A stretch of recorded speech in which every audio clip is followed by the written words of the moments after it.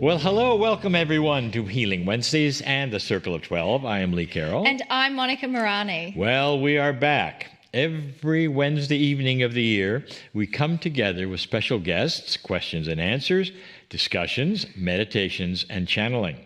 Well, this is our once-a-month free program, so YouTube subscribers, welcome. Also, welcome all of you who are joining us for the first time from anywhere in the planet. And our diagnostics show that there are many of you.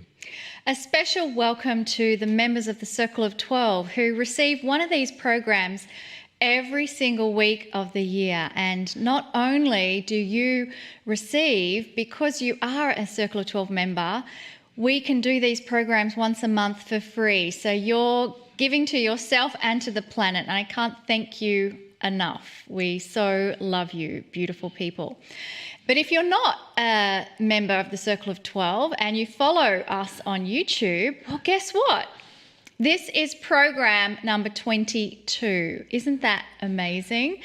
But if you are a member, guess what? This program is number 85. My goodness, how did that happen? So amazing. All of our members receive access to every Healing Wednesday program we've ever done.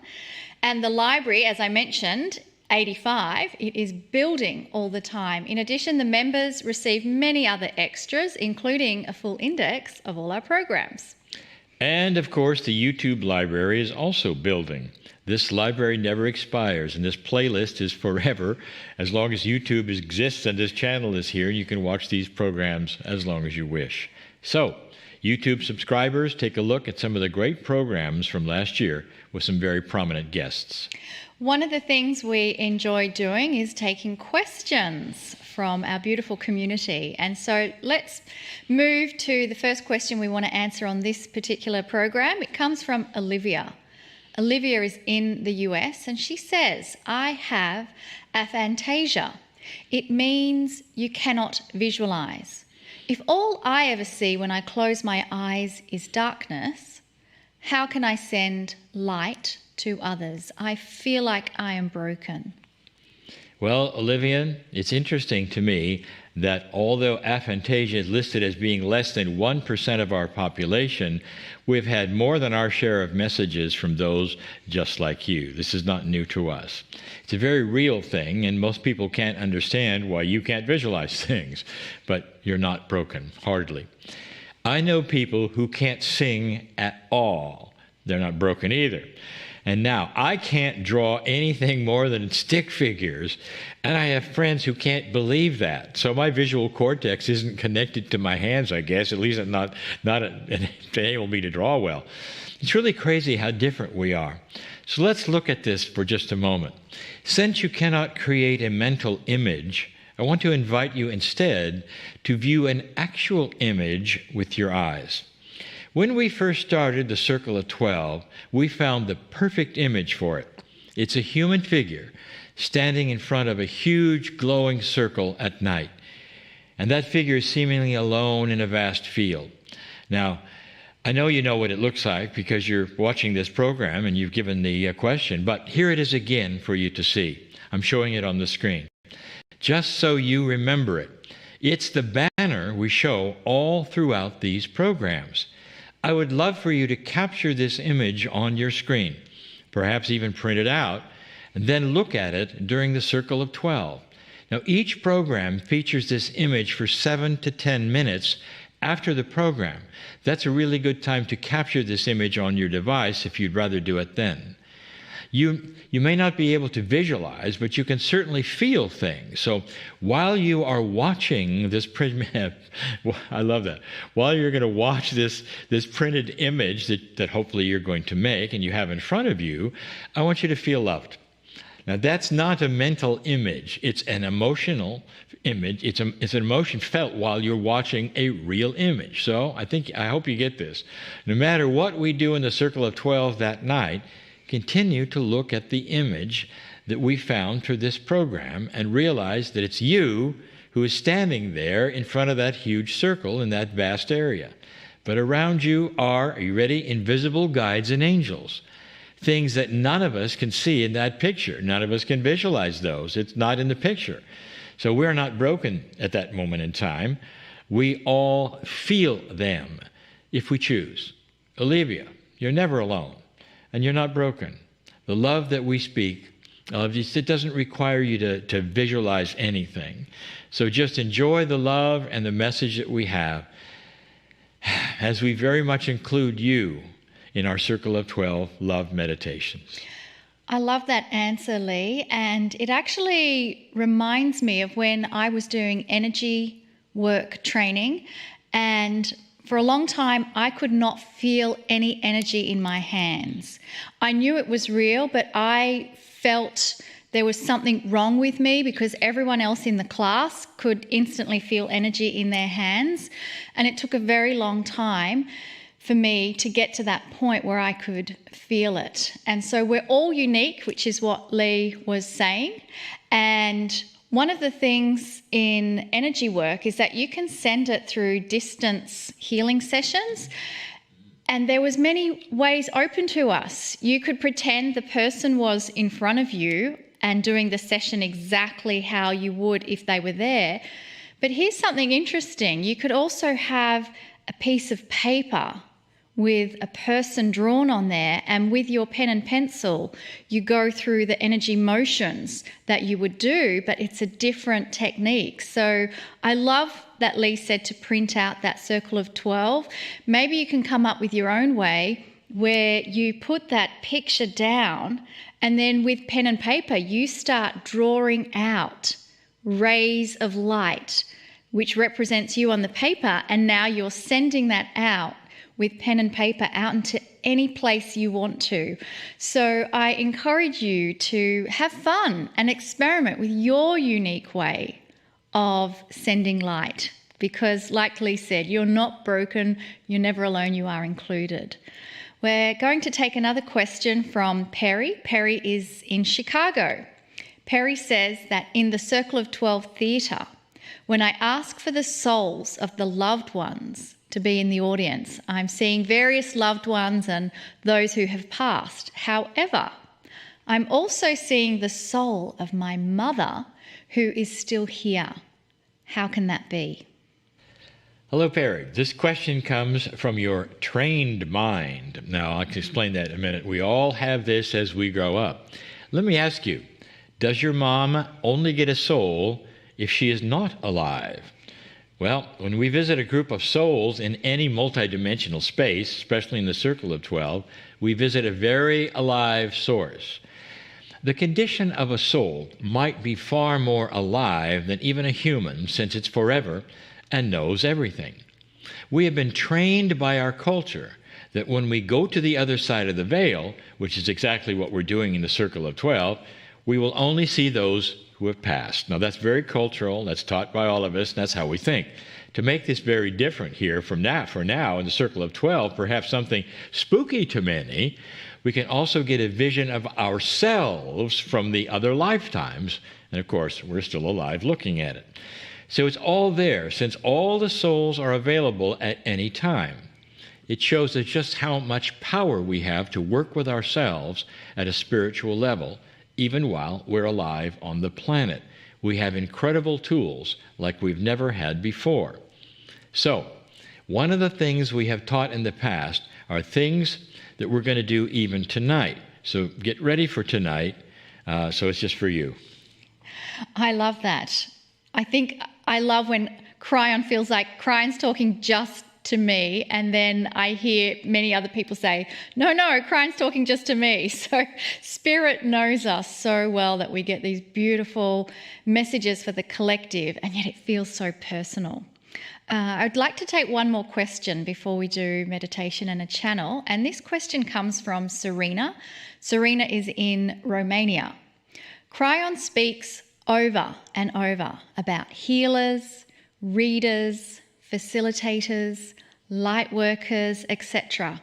I am none of them. I'm just a regular human being, and my life is so small, so normal. Is there a place for someone like me in the Circle of 12? Serena, you're just like about 99% of all of us. Kryon gave a channeling in Arizona in 2016 called 5 in a Circle. I'd like to discuss it, and I hope that you can relate to it.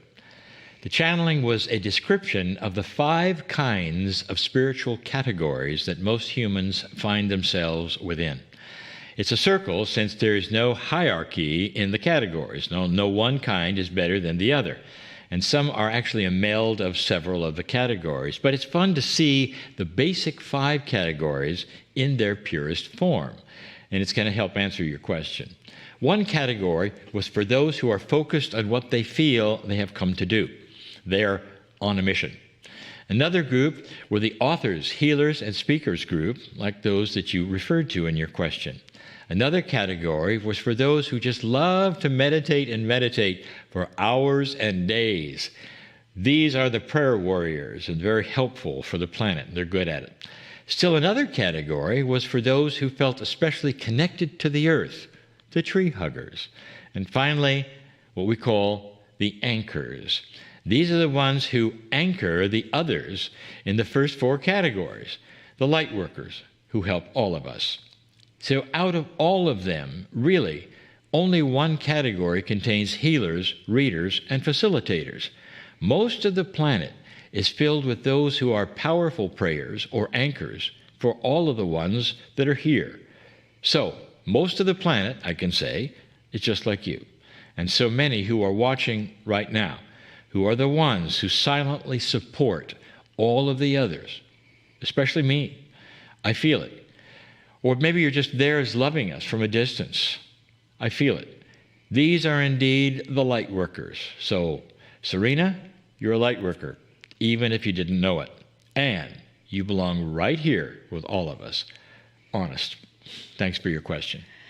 I remember that channel, Lee, that Kryon gave. And one of the things that I remember Kryon also said in that channel is that even though those categories were quite clear, sometimes we find ourselves a blend as well, because we tend to make things so linear. It has to be either a meditation warrior or a tree hugger.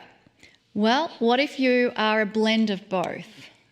And that's what I think Kryon was also saying. You know, it's also, for those of us who feel we're one of those, it's hard to imagine being one of the others. Mm-hmm. And when we first started, I can remember there were some people who wanted more meditation. Yes. And I felt that we had enough for me, because I was not one of those who wanted to spend 2 hours meditating. Yes. In fact, I actually would doze off after a certain amount of time. And now when Kryon gave that message, I went, oh, it's just not me. And I had such a respect for all of those others who I didn't relate to. And, you know, in all of our minds and our cultures and all, if we don't relate to something, sometimes we think it's not right. Yeah. So I'm just being honest. And so it really gave me an idea of where we fit in. That's right. Yeah. And for anyone who does think that their life is so small, so normal, it is not. No. You are amazing. You are magnificent. You are bigger than what you've ever been told. So I'm not sure if anyone's ever told you that, but we are telling you that you are way bigger than what you were told. Your soul is eternal. It had no beginning and no end. And it's hard for us to think about that. Everyone listening and seeing this now, it's hard to say this, but you can impact this planet with your thoughts, your idea, your compassions, your wisdom. That's what light workers do.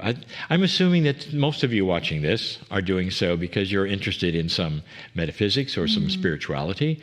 And this is what we have. It's a God-given gift, is this wonderful idea that we can change things with what we think. Thoughts are energy. That's now been proven, and we really can. We're all important. Absolutely. Well, I think all of you watching this now, like Lee said, you are a light worker, and just your very presence can impact and influence things around you. I also have a feeling that many of you watching, like me, enjoy crystals. So I have some beautiful crystals with me this evening. I have my labradorite and clear quartz crystal. And so I'd like to use these crystals as an inspiration for a meditation. Because crystals have gone through a process in their creation.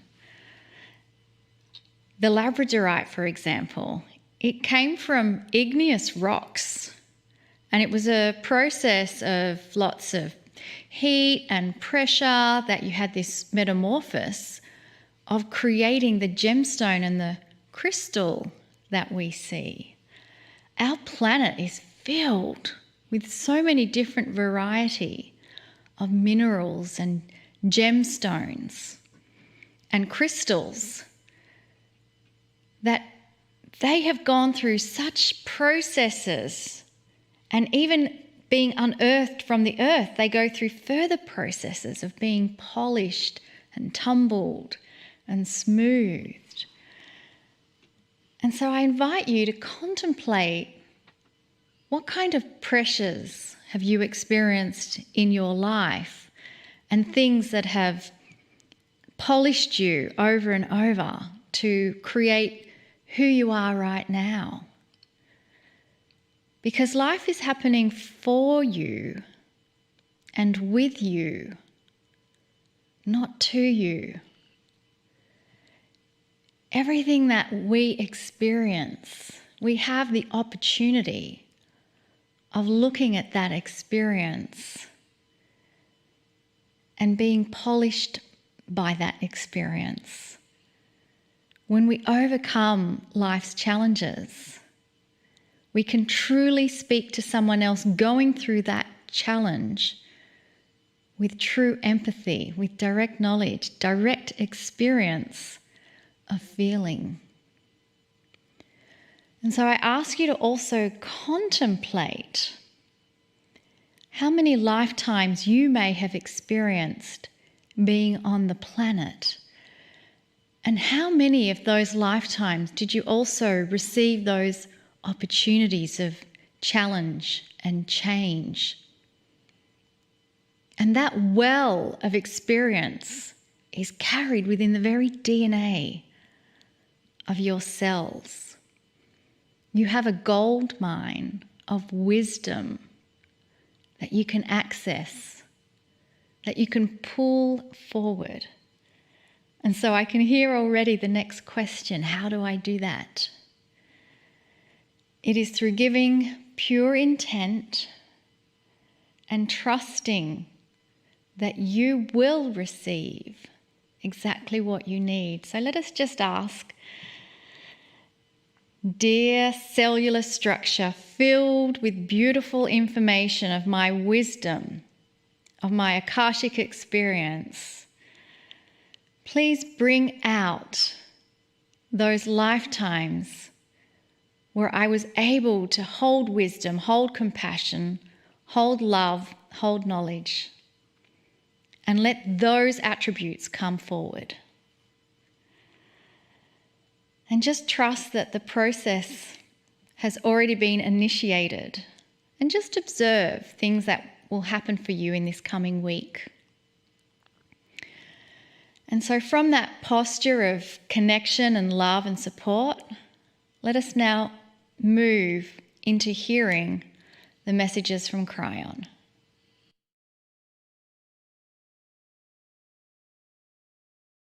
Greetings, dear ones. I am Kryon of Magnetic Service. This is the first channeling of this month. There will be 4, just like always. And in this, we title them. These 4 are going to be the love connection. Dear ones, I cannot speak too much about something that is the core, the seed of the greatest energy that exists. And that is that which comes from the Creator. We'll say this again, perhaps in another channel, but this great love is the image you hear that you are made of. Made in the image of the Creator, and that image is love. And so each one of these channels will feature an attribute of love. All 4 channels available to everyone for free on my partner's website. We're going to start this one with the love from those that you don't see, or those that you think perhaps are even not there, depending upon what you have been told in this culture, depending upon the doctrine that you've learned, pretending perhaps that they're there or not there. What do you think of guides and angels? What do you think of the invisible ones? What do you think of that which some say you're foolish to think beyond yourself, or that you're independent? No one's going to help you. Have you been told that? The opposite is true, and it's true in a manner and an energy that is overwhelming in its truth and its beauty. Dear ones, here is the truth. You don't come here alone, ever. No human comes alone. The soul is something that is a beautiful vehicle that comes with you. It does not stay on the other side of the veil, dear ones. This multidimensionality of your soul is right now sitting in the chair that you are watching this in. It is with you. Now, perhaps that is a little less linear than you wanted to hear, but it's true. And in this soul is you in many forms. That's the multidimensional you. The yous that have been in the past lives that somehow still exist with you. A consciousness that never goes away that is you. And that which we have talked about before, a guide set which comes in with you and is the same every single lifetime. The same guides, the same angelic presence is with you. Some have felt, well, it's an extension of me. You're a bit right about that. They feel like you. They're part of the higher self that you say is you. You cannot separate these things into linear groups and faces and numbers. These belong to you in a multidimensional state which don't have singularity or shapes or faces or numbers, and yet it feels like it. It feels like it because they are so personal. I want to tell anyone watching, this is the first time you've heard of this. I would love for you to sit alone tonight and just call them in. If you're there, show me. Go ahead. And don't be surprised if you allow it and if you mean it when you say it, that there might be some tingling that goes on. And that is a yes.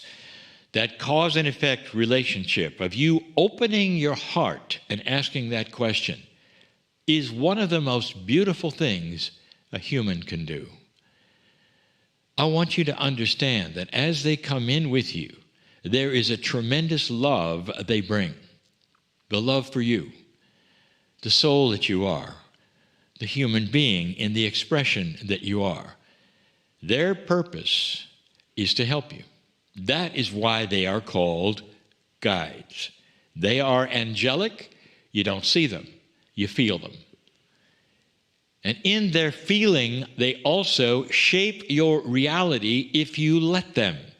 They're the ones who are the way showers. They're the ones who will help you to go to the right place at the right time or make decisions through intuition that they will influence, that says this door, not that door. They're the ones that are in the field with you that we have spoken of before.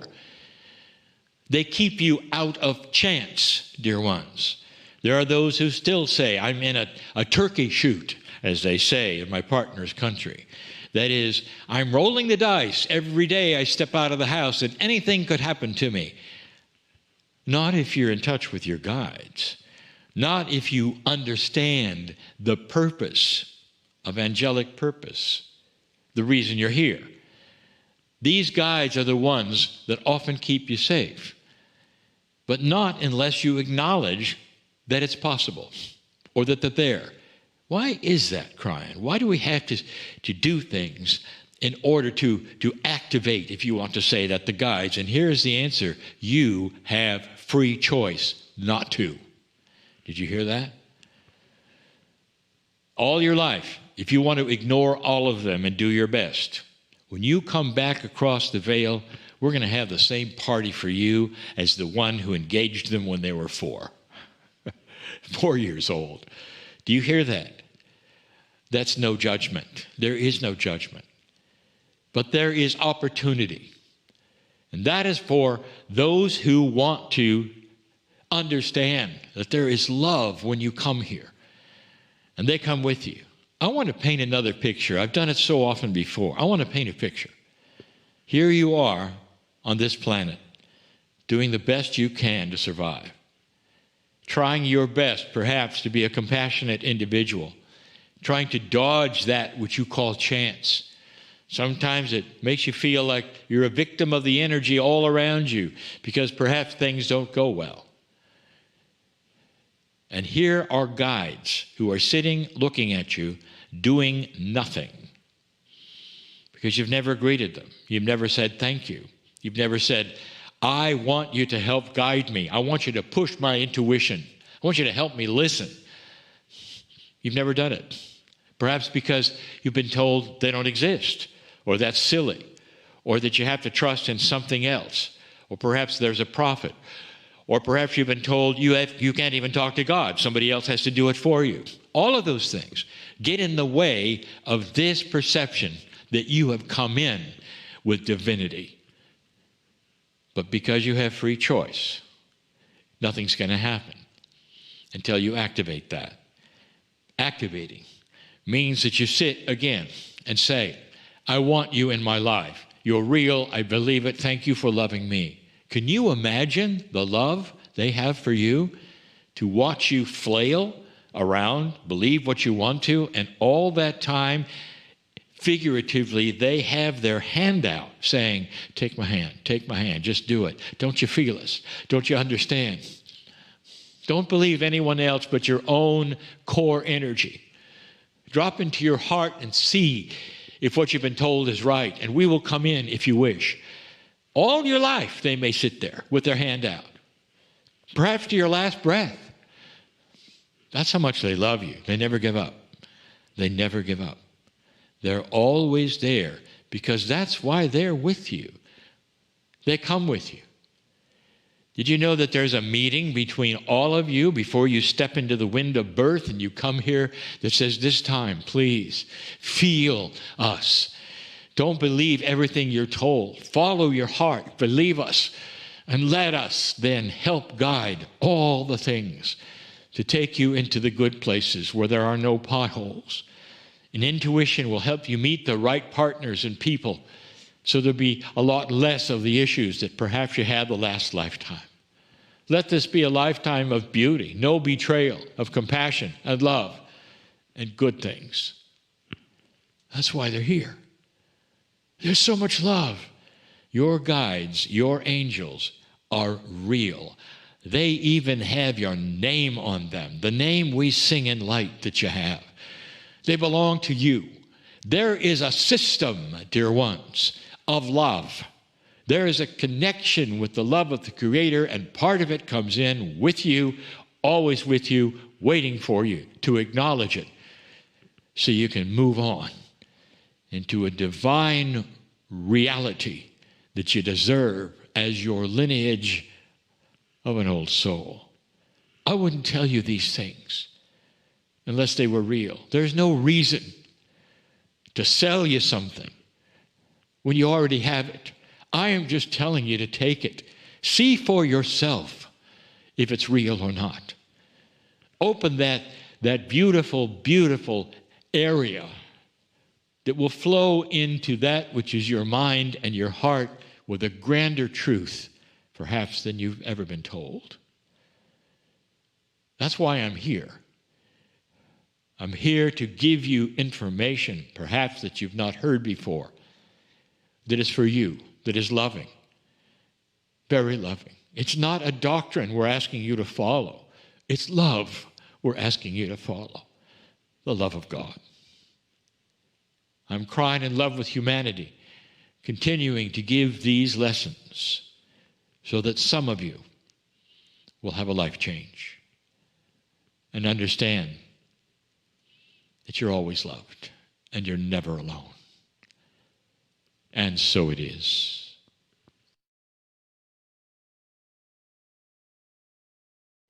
And as we continue that beautiful love connection, I'd like to ask you to connect in with your body so that you can bring your awareness back into your body.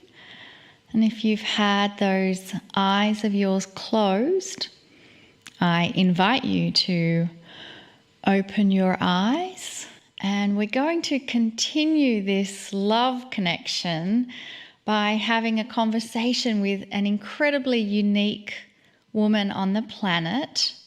She combines astrology and psychology. How amazing is that? And her name is Debra Silverman, and I want to make sure that she's there on the Zoom feed. So, Debra, are you there?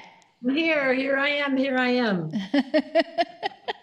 So wonderful. Well, Lee, we want to tell everyone about Debra. Yes, we do. When Debra Silverman was just 20 years old, she met an astrologer who blew her mind and changed her world forever. She had officially been introduced to the world of astrology. It was then that she realized the stars in her own world had aligned just right, and she had found her life's purpose. So Debra went on to deeply study the mind and body. She earned a bachelor's degree in psychology and dance from York University and a master's degree in clinical psychology from Antioch University. Now, over the past 40 years of professional experience and private practice, she has specialized in helping thousands of individuals achieve emotional health and wisdom based on their unique personalities, and this is the part that I love, using the 4 elements: water, air, earth, and fire. Debra has developed a unique psychological spiritual model, combining her expertise in esoteric, soul-centered astrology with her extensive education in psychology to help those going through major life changes, especially those in crisis. What makes Debra different is not only her honest and direct style, but her fun. She's fun and non-traditional way that she breathes new life into an ancient practice. Now, her goal is to connect with you on a deeper level and to help you heal while making you laugh at yourself and just accept yourself exactly how you are. So already I am in. I am with you, Debra. Welcome to our program. And I want to begin by asking, why do you call yourself a yoga maniac? I think that's so funny that you even know that. I am a yoga maniac. I am a very strong devotee to the body. And you just described it. I was a dancer for my whole beginning of my life, and I've never left that behind. So yoga is my way to honor the temple and keep my channels open and practice discipline around meditation and knowing how to breathe. And it just seems to me yoga maniac's a funny way to put it. It does create like yoga maniac, but it's kind of true. I love that because it means you really are in love with your body. Yes. I am. Yeah. It's a perfect combination. Tell us how all this happened. We love to start at that. Well, I was very young. I was 10 years old looking through the Detroit comic section in the Detroit News. What was that? And I suddenly saw an article about astrology, and you could write to them and get a chart sent. This is like in the 60s, because I'm way older than I look, 1960s. This was like probably I was 10, so it was like 65 years old, something. And I literally wrote away. It came with the wrong birth date because I was so little and I didn't know how to return it. But that was the beginning of my fascination. Fast forward, by the time I finished high school, I knew every kid in the school. To this day, I have a ridiculous memory of all my friends' charts. I just began as a natural interest. And then as you described at 20, I had the first reading and I was like, wait, you know me better than my mom knows me. And I began the fascination and went on to graduate school to do research on astrology and psychology and found out that Carl Jung was an astrologer. And he was quoted to say, psychology will be a dinosaur science until it includes astrology. So I was like, pick me, pick me. And ever since then, I have been teaching it, writing about it, reading about it, studying everyone I meet, asking the waitress at the restaurant what her chart is. And I'm a little obsessed. More than yoga, I'm obsessed with astrology. I love that. And how does the elements of the earth play into it? Because I am definitely intrigued. It's the centerpiece of Egyptian wisdom, of the Hawaiian. I studied hula for many years. The four directions are in the American Indian system. The four noble truths are with the Buddhists. Every ancient culture had elders that were speaking to the sanctification of creation. In the tarot deck, the very first card is the magician, and he has four elements sitting on his table. So without the elements, we wouldn't create, we wouldn't exist. You can't live without water. You can't live without air. You can't live without food, earth, and you can't live without the fire of the sun. So how we neglected to honor the creative powers that come to us in the most primitive and ancient ways is a puzzle to me. So I've been obsessed with those four elements in my book, The Missing Element, which is the subtitle, Compassion for the Human Condition, is understanding your personality type based on the elements and then saying, you guys, we got to get balanced. It's like four wheels in a car. If one element's down, the car can't drive. So I've been teaching people for, it's actually 45 years, how to reinvent or reestablish your relationship, like go back to what we forgot to study, which is these four principles in your body, in your life, in your psychology, in your day. And I've seen great results. Oh, yeah.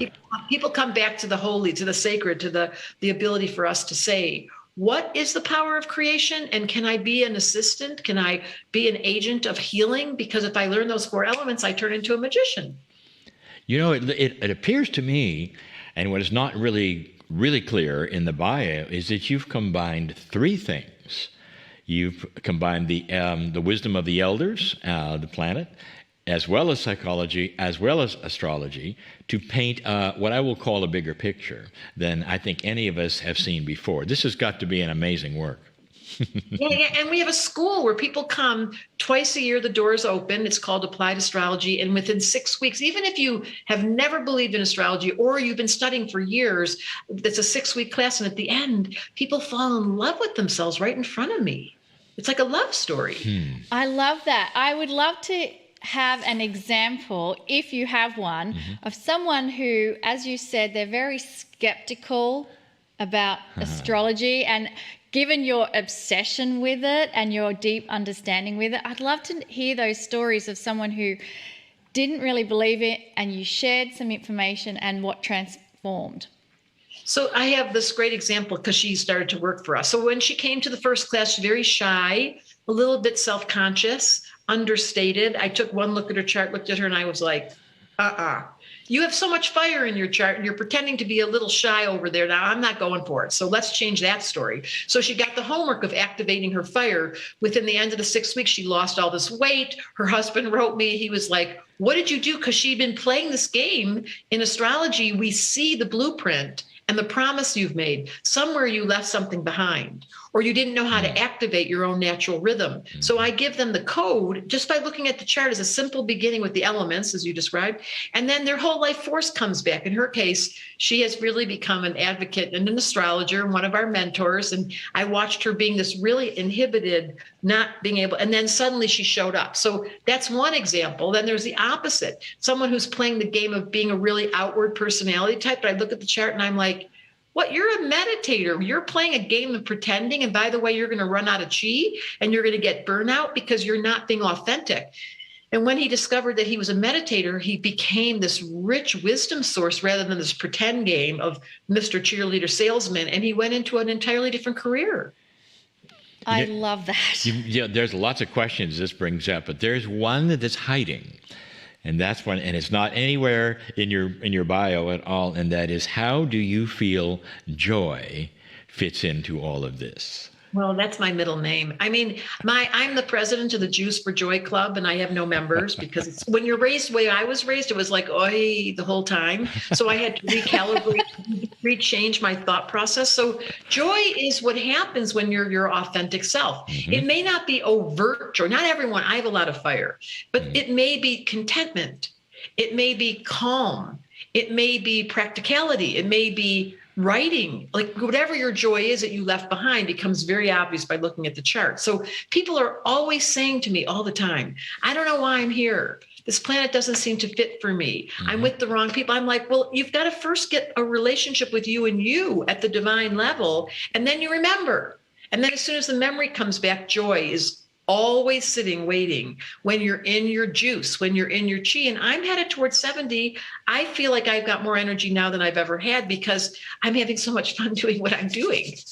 I love that. Have you come across people where they do want to have a reading with you, but they can't give you their birth date, or there's only some specifics? How do you manage that? We have someone on our team who is skilled in what's called rectification. So if any of you are interested in readings, I don't personally do readings, but I've trained about 25 women on my site, and I look at your chart. I do matchmaking.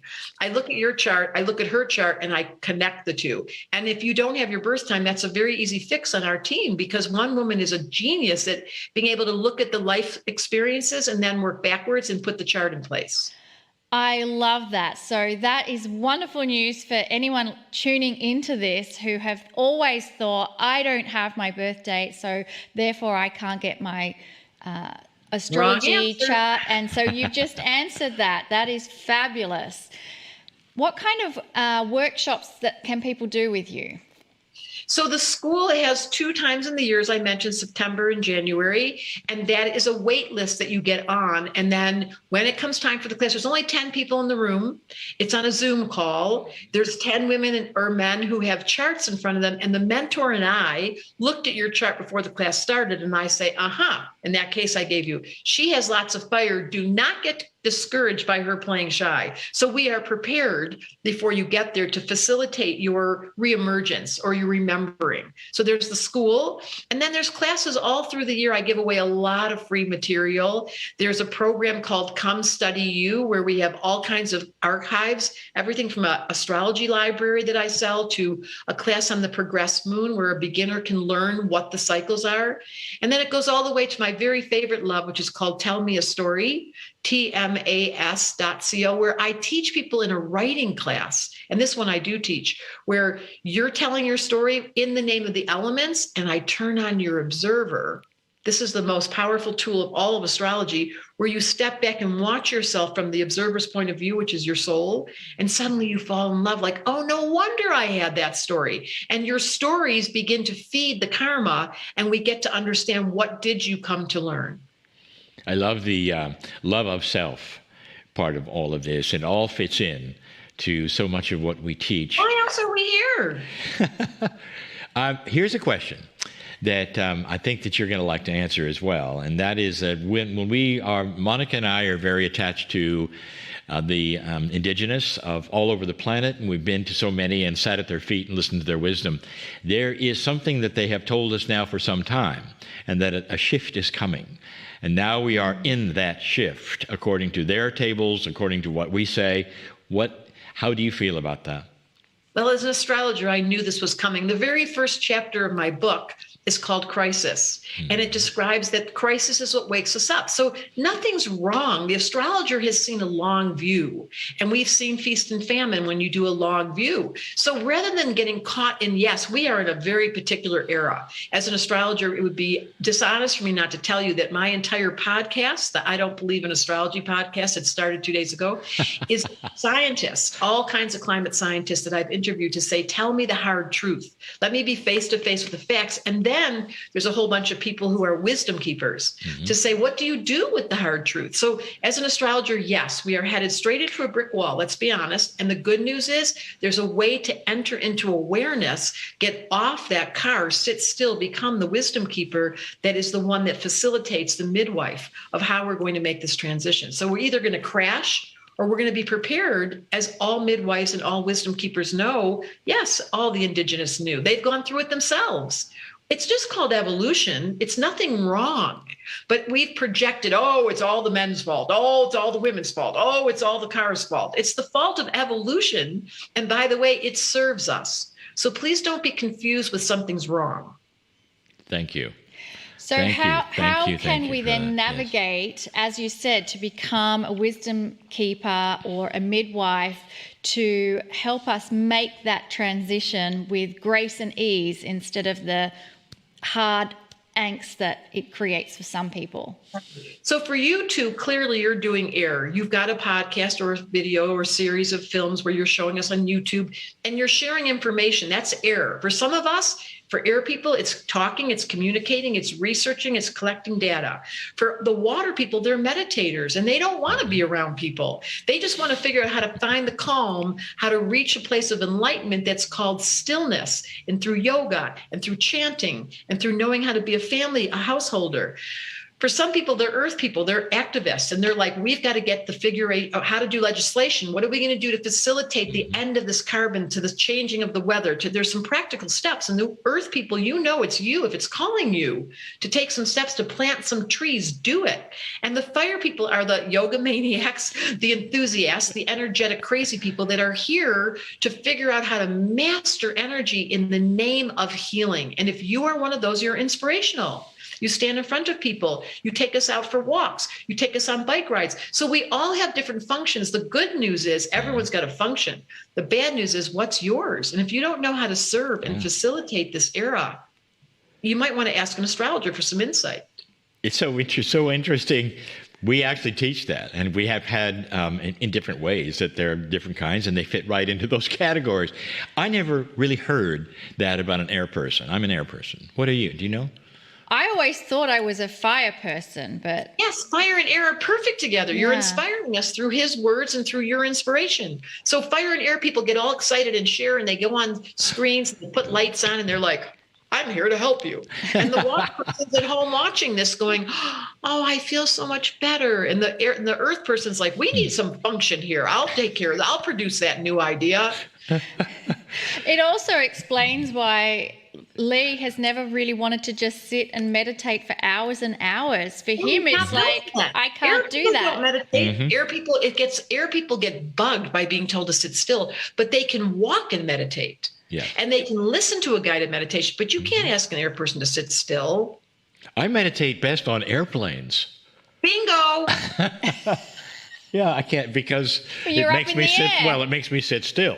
But you're up in the air. You have a book. I love the title because we have thought this too. The Missing Element: Inspiring Compassion for the Human Condition. Tell us about that one.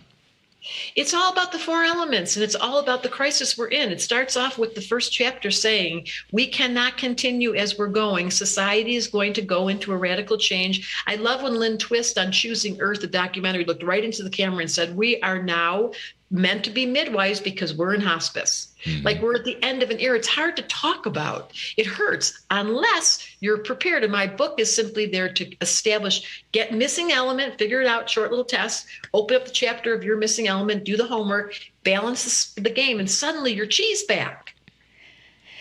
One of the things you talked about is the elders, and I love that you've mentioned the Indigenous and just how connected they have been with the cycles that we're in.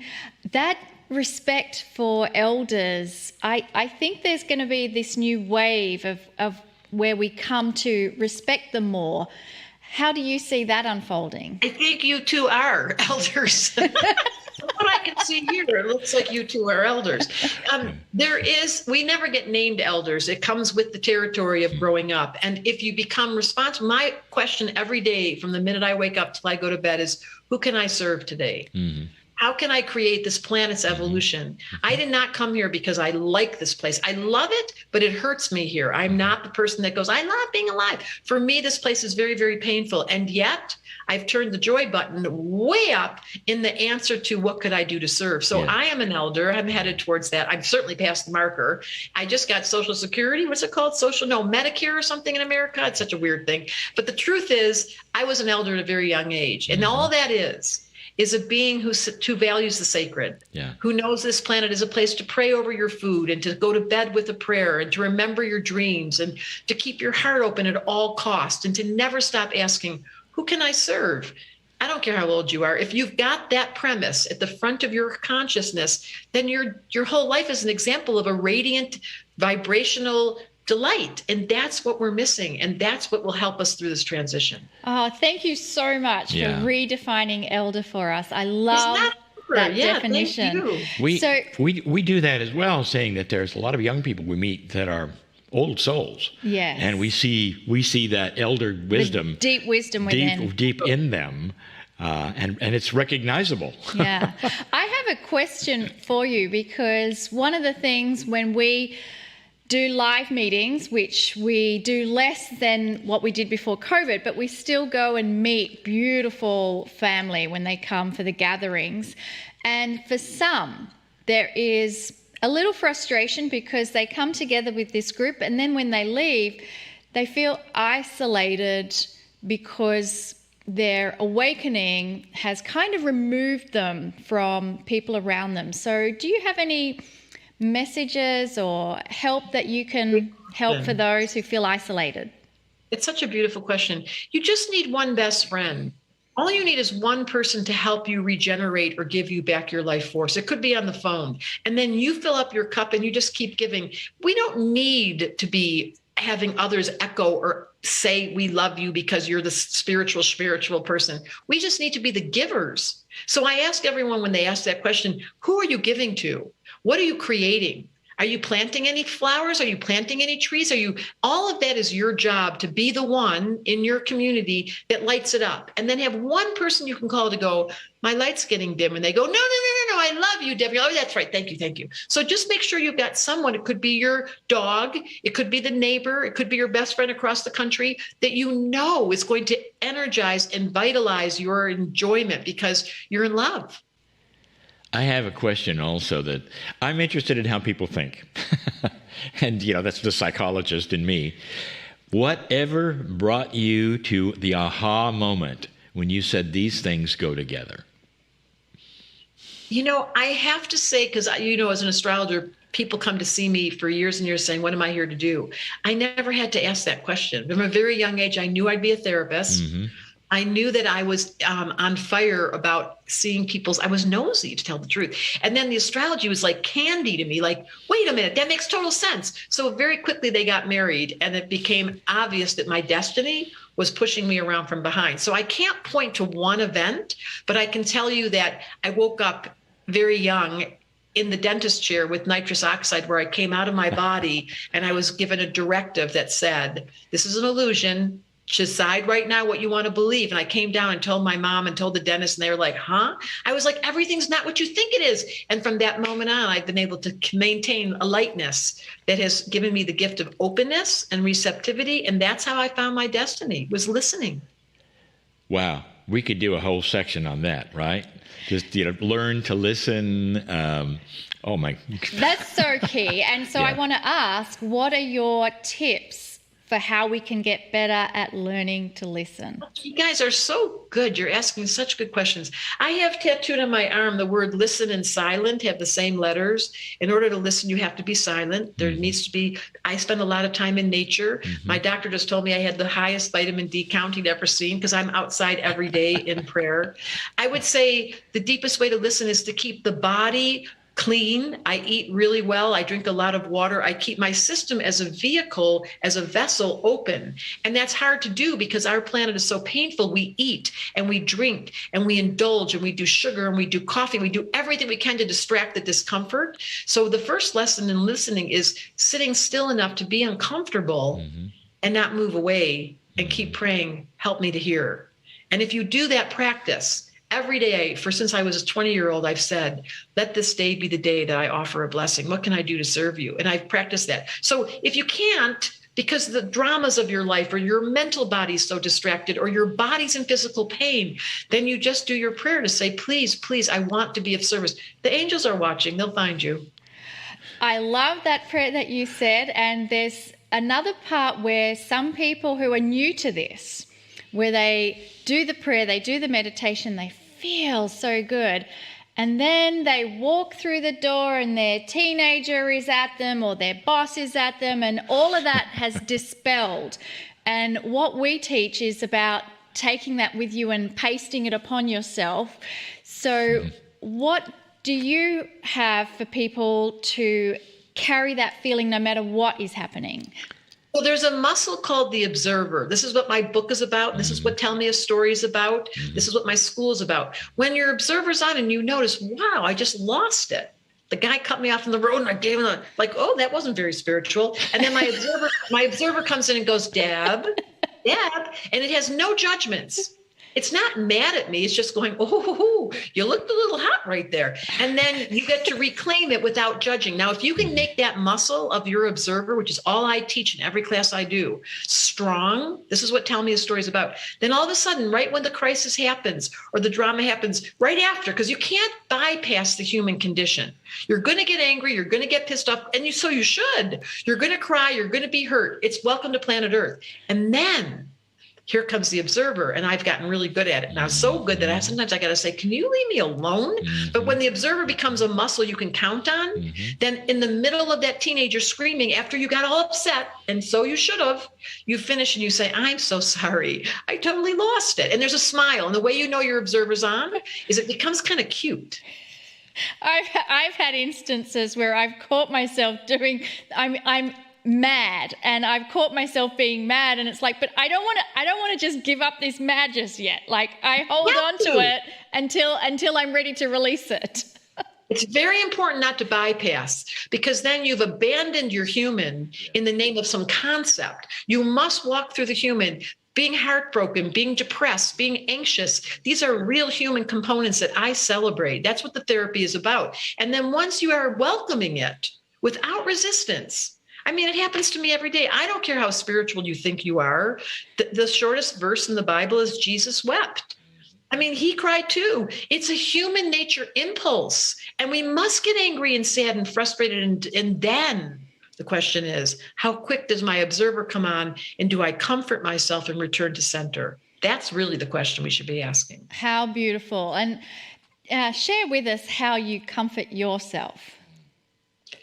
You know, it's embarrassing because I do require to cry, and I do use beautiful smells and flowers, and I do use the visual world, and I'm outside every day on an electric bike from 1 to 3 hours a day, where I take deep breaths and I say to myself, Debra, you're having the best day. I've had to nail into that little psyche of mine that this was a free will choice. Nobody pushed you on the bus. You came here as a volunteer. Now you remember that. And then I get it. And then all of a sudden I'm like, oh, right. And I do my practice. I let my emotional body have a ride. I let my bicycle have a ride. I find my lover. I find my dog. I'm like, who wants to love me today?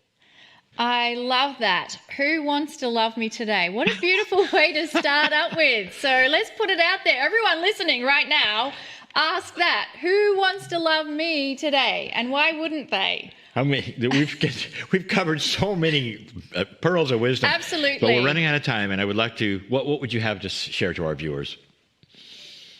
Just don't think something's wrong. This was a perfectly designed organization, said the astrologer, with a divine mastery beyond your mind's understanding. The mind is not to be relied on. Your heart is. And if your heart's closed, or it feels crispy, or you're feeling dulled, there's a way to polish it and heal it. Everything is healable with your observer, with your prayers, and with videos like this.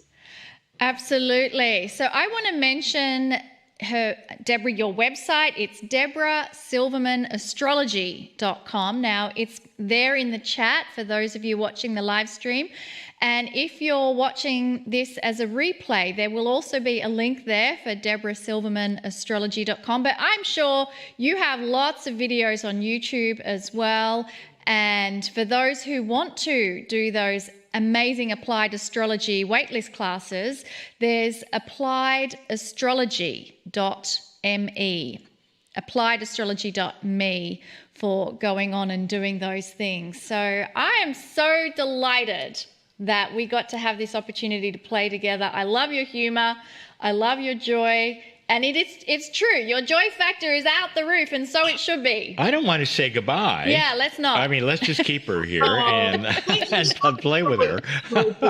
Beautiful service to the world to provide such profound. You obviously did your homework, and you're good listeners, and thank you so much for all that you do.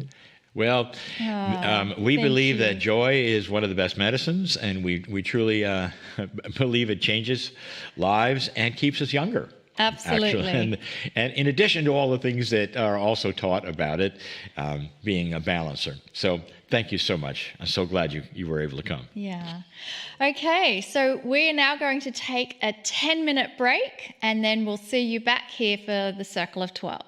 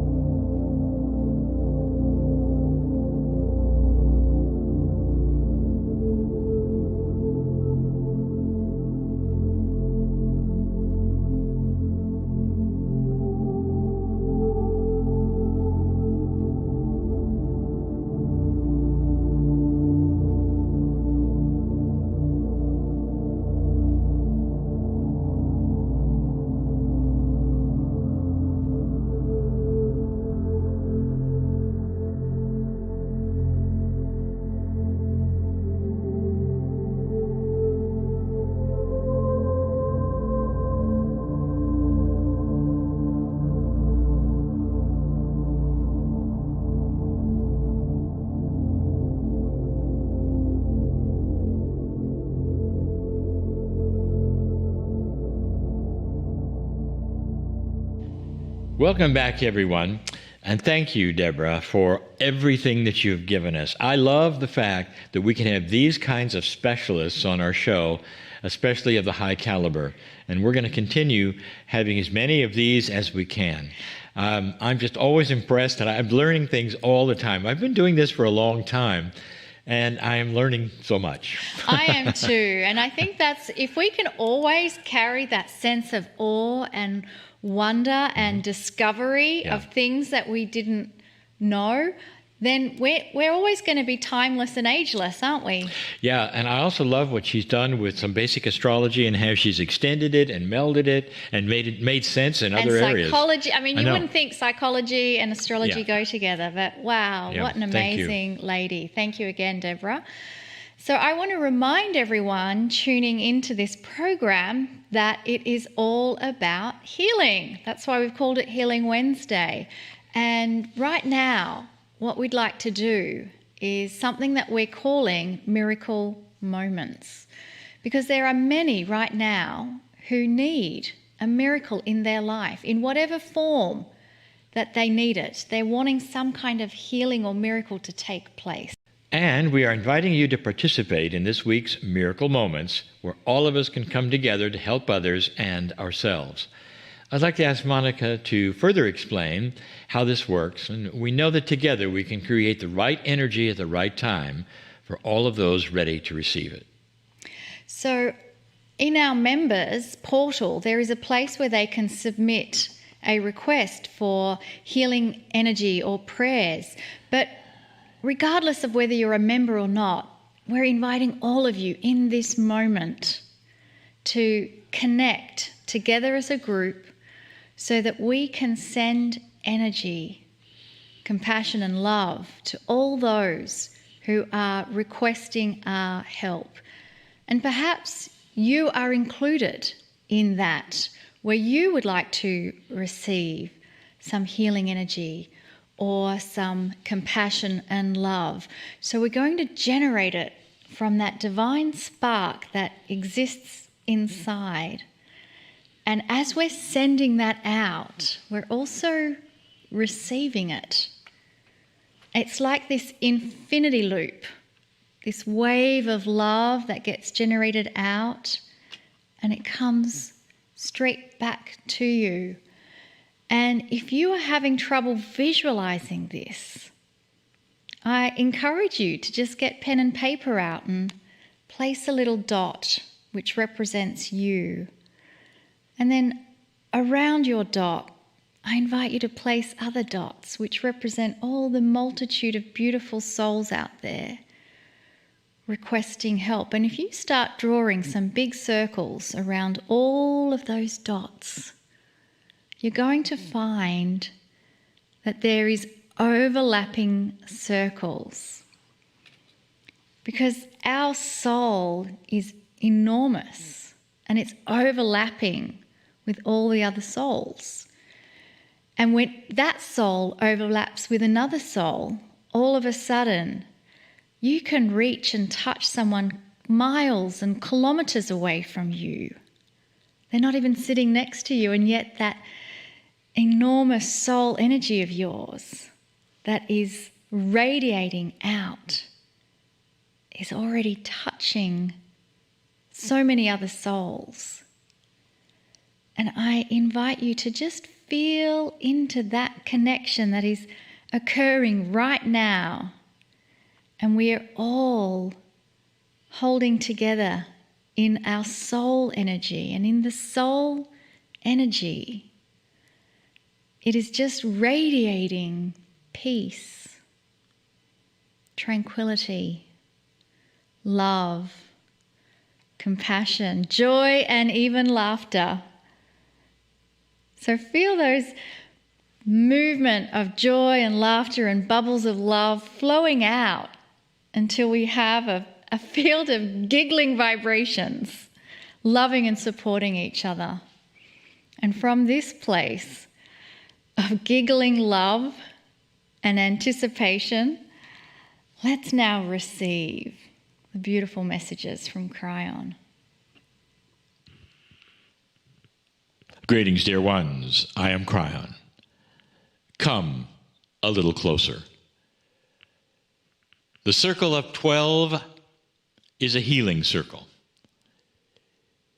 This is why it was created, and not just for the body, the healing of the mind. If you discover a truth that was there all along, but that you never knew, is that a form of healing? If you discover joy when you never had it, where all your life there was always something wrong, where you never really saw any light at any beginning of any tunnel. In fact, you were born, you would say, in the tunnel and never got out. This is so common for so many. And if you recovered from that, somehow if you rewrote that, and it was joyful and peaceful, and there was no worry, let me ask you, would that be a healing? And the answer is, oh yes. To many, that's their miracle.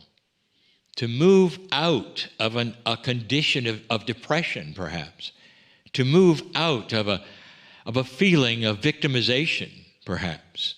So common. It's a relief. It's a rescue, some say.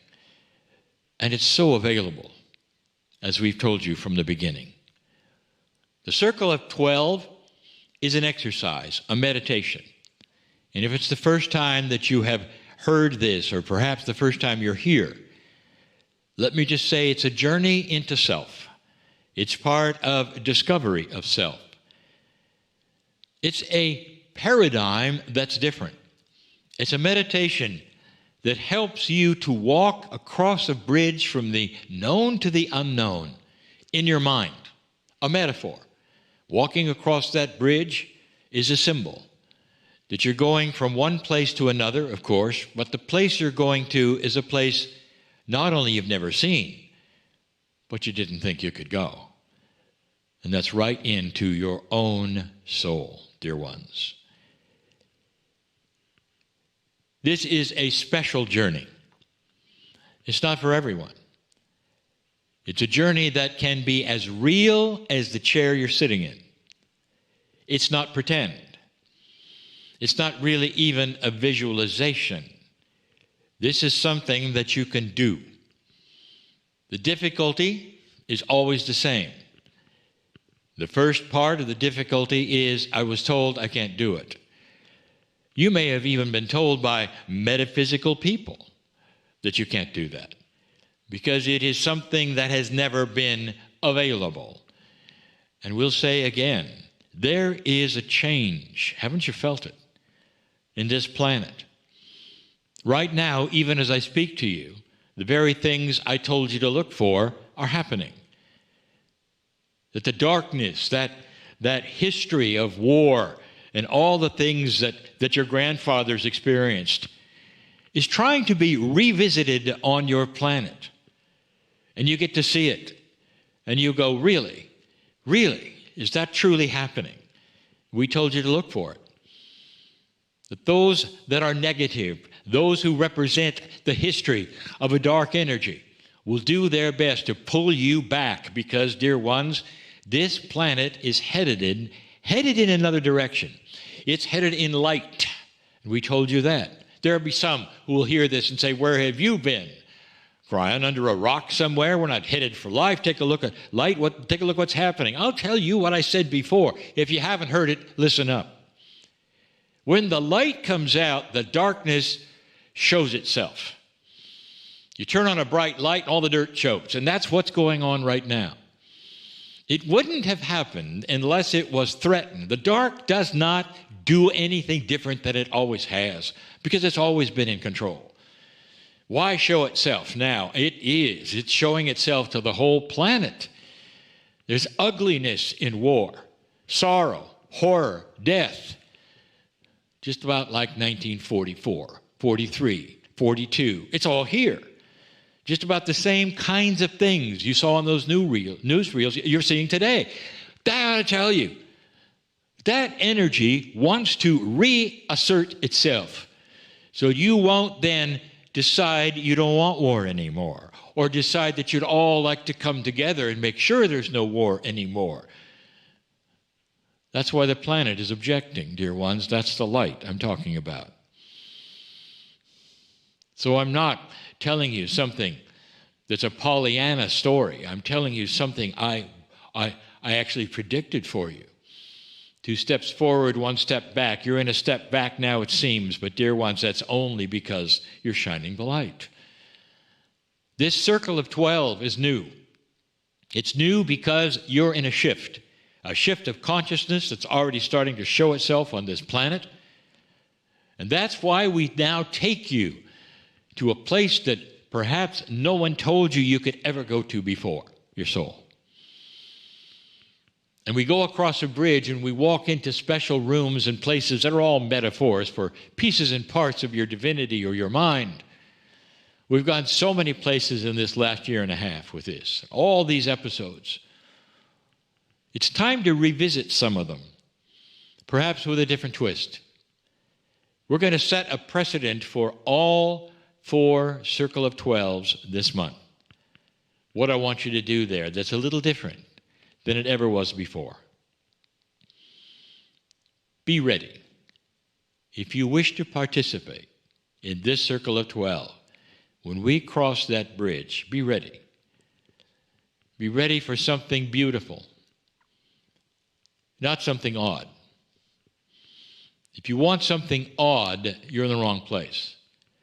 Because when you stop thinking that way and understand that is, the more divine you become, the more you learn about you.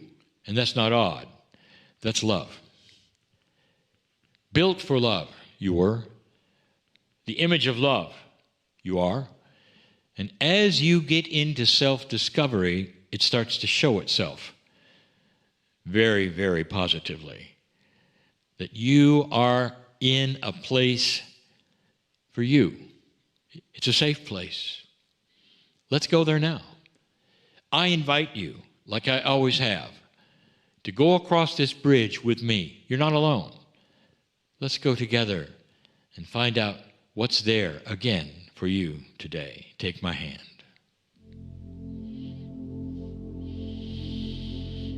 This is the most beautiful part. Take my hand, come through this mist that obfuscates such beautiful things you've never seen. Some have even said it's like crossing the veil that you've always been told can't be crossed unless you're dead, and you're not. You are very much alive right now, looking perhaps at something you needed to see. The beauty of you. The beauty of you. We've often gone here in this place, in this Circle of 12, and there's a theater to go to or some other rooms. We'll go to the theater again. Let's go to the theater again. This time it's a bit different. It may seem like we've been there before and done this before. We may do that. We may have some total repeat experiences because they're beautiful and you need them. There's so many who say, why don't you repeat this and repeat that? And I ask you why. And you say, because I loved that and I felt certain things. And my question to you is, well, since you felt them, why do you need to feel them again? That's a funny question you might ask. But dear ones, we're multidimensional here. When something happens, we feel that it happens forever. For you often have to revisit it time and time again in order to keep it, without the idea that perhaps, just perhaps, you can take it home with you. Welcome to a new Circle of 12 for these 4 times this month. I want you to go to that theater again with me right now. Let's go into that door that has your name on it that you can never read because it's in light language. It's you. Everything in this place is you. It's a metaphor because you are looking at it with linear eyes. If you have the power of super visualization, you still won't be able to figure it out. So I want you to visualize whatever it is that makes you happy here. You're walking into that joy place for you. The place that is the most comfortable place. I'll say it again. As a human, you're visiting. This is your home, and your home is built for you. That's your soul. Going into the theater, go through that door into the theater, go and take a look at that theater in the round where there are seats all around, and you have to go down into the audience and climb onto the stage in order for you to then be there on stage.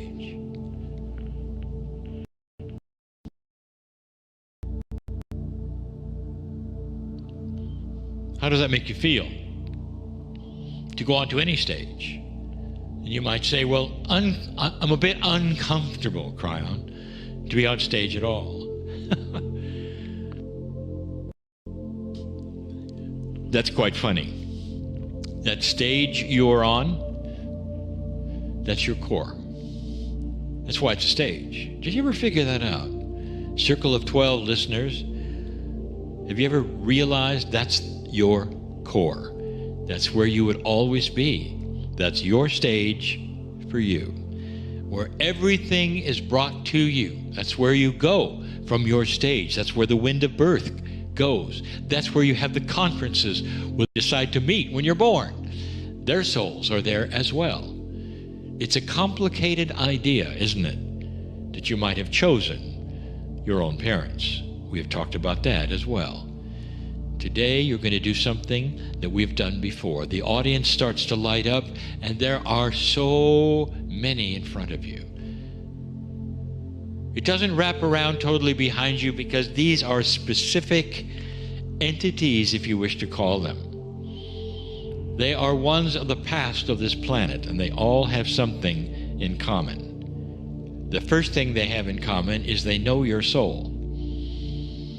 That may be odd to you, because on this planet, you only know certain people, and the important ones perhaps are beyond your reach. When you're in your soul stage, everything that has ever existed is together and knows you well, and knows why you're there. The master healers of the planet sit in the chairs where you are. You're on stage, they're in the chairs, and they're looking at you. We have been here before. This is different. One by one, they're going to honor you. And they're going to come up on the stage one at a time. And you'll say, well, how long is that going to take? It's going to take a fraction of a second if you're in a multidimensional place where there is no time. Don't worry about how long it's going to take. Think of them all coming together, if you wish, one at a time together. And they're going to touch you. Perhaps you'll have your hands out ready for them to hold them, and they will pass to you whatever is their specialty. Whether it's the beauty of joy and humor, whether it's the gift of healing of the chemistry in your body, healing of disease perhaps. They're all specialists. Some of them are specialists in doing the same thing, and they do it differently. But each one wants to touch you. And they want to do it now. And you might say, well, I don't have that much time. What if I told you they all just did? That's what we're doing. We're making this a multidimensional experience, but this one is different. This one is different. Every single time one touches you, a little wrapped gift will appear at your feet. And as they come and they go, for just a moment or two, that they're going to touch you and pass these beautiful things, and touch you and pass these beautiful things. Every single one of them is going to create a little wrapped present, and it's at your feet.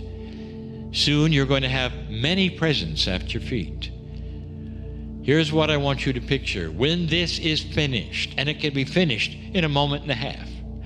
What's a half a moment? It's half of a whole moment. When they're done, all of those gifts will be at your feet, stacked high. What are you going to do with that?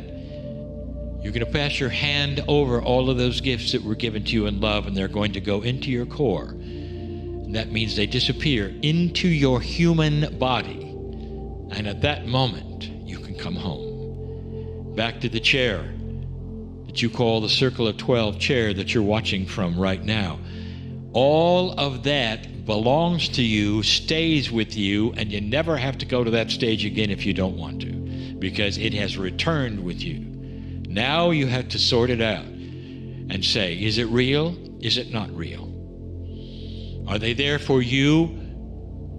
Or is it just pretend? And I will tell you a truth. You have manifested the healing you've asked for in so many ways. It's all there. Unwrap each one of those if you wish. Do ceremony, meditation if you wish, and paste them upon your chemistry, because they all belong to you, given to you at the soul level by the ancestors of this planet who know your name today. Think about it. Stay. Why don't you just stay and think about that? Why would they know your name?